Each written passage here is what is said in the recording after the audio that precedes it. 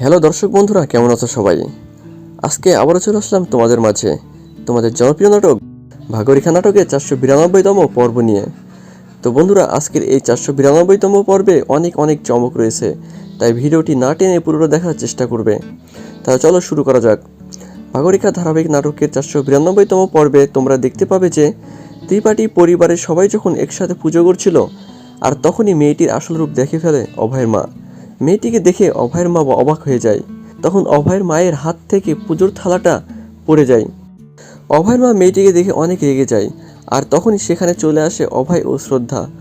অভয়ের মা মেয়েটিকে দেখে অনেক চিৎকার করে, আর রেগে গিয়ে শ্রদ্ধাকে চড় মারে। শ্রদ্ধাকে চড় মারা দেখে সবাই অবাক হয়ে যায়, আর শ্রদ্ধাকে অনেক বকাবকি করে শ্রদ্ধার শাশুড়ি। শ্রদ্ধার শাশুড়ি শ্রদ্ধাকে বলে, শ্রদ্ধা তুমি কি চাও?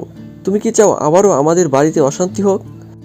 তাহলে তুমি এই মেয়েটিকে বাড়িতে কেন এনেছো? তখন অভয় বলে, মা এইসব তুমি কি বলছো? অভয়ের মা মেয়েটিকে দেখে পাগলের মতো আচরণ করে। তখন ঋতুপিসি বলে, ভাবি তুমি শান্ত হও। ঋতুপিসি ও মেয়েটিকে অনেক অপমান করে, আর অভয়ের মা মেয়েটিকে বাড়ি থেকে ধাক্কা দিয়ে বের করে দিতে লাগে। আর তখনই অভয়ের বাবা এসে মেয়েটিকে ধরে। মেয়েটি তখন অনেক অসুস্থ হয়ে পড়ে। সবাই অভয়ের মাকে অনেক বোঝায়, কিন্তু অভয়ের মা কারো কথা শোনে না। অভয়ের মায়ের এমন আচরণ দেখে অভয়ের বাবা অভয় এর মাকে বকাবকি করে। অতঃপর অভয়ের বাবা যখন মেয়েটির মুখ দেখতে পায়, তখন অভয়ের বাবা অবাক হয়ে যায়। তখন অভয়ের মা বাড়ি থেকে রাগ করে চলে যেতে লাগে। তখন শ্রদ্ধা গিয়ে অভয়ের মাকে আটকায়।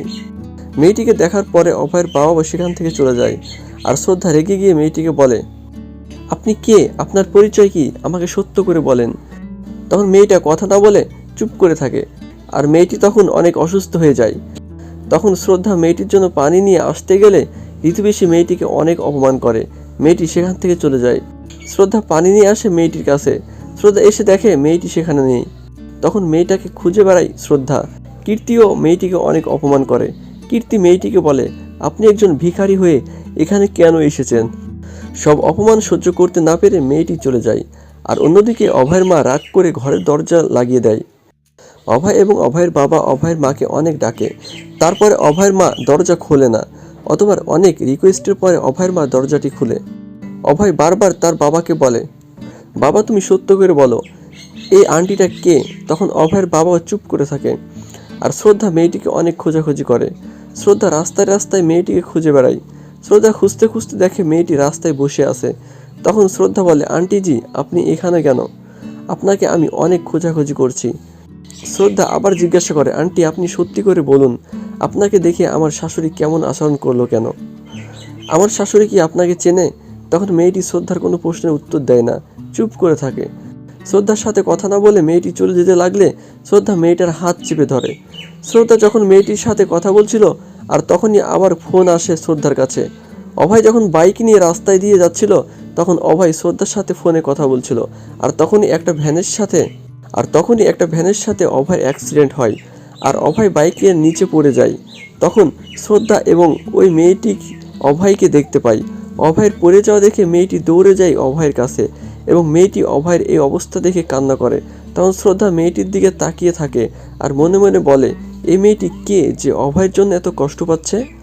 অতঃপর অন্যদিকে অভয়ের মা যখন কান্না করছিল, তখন সেখানে অভয়কে বাড়িতে নিয়ে আসে সেই মেয়েটি। মেয়েটি যখন অভয়ের হাত ধরেছিল, তখন অভয়ের মা আরও রেগে যায়। অভয়ের মা মেয়েটিকে ধাক্কা দিয়ে বলে, আপনি কেন আমার ছেলেকে ধরেছেন? আপনি এখান থেকে চলে যান। অভয়ের মা মেয়েটিকে আবার অপমান করে। অভয়ের মা যখন অভয়কে সেখান থেকে নিয়ে চলে যায়, তখন মেয়েটি কান্না করে অভয়ের জন্য। ঋতুপিসি আবারও মেয়েটিকে অনেক অপমান করে। মেয়েটি কান্না করতে করতে বাইরে চলে যায়। মেয়েটির এমন আচরণ দেখে শ্রদ্ধা মনে মনে ভাবে, অভয়কে নিয়ে যাওয়াই, আন্টি এত কষ্ট পাচ্ছে কেন? শ্রদ্ধা মনে মনে সন্দেহ করে।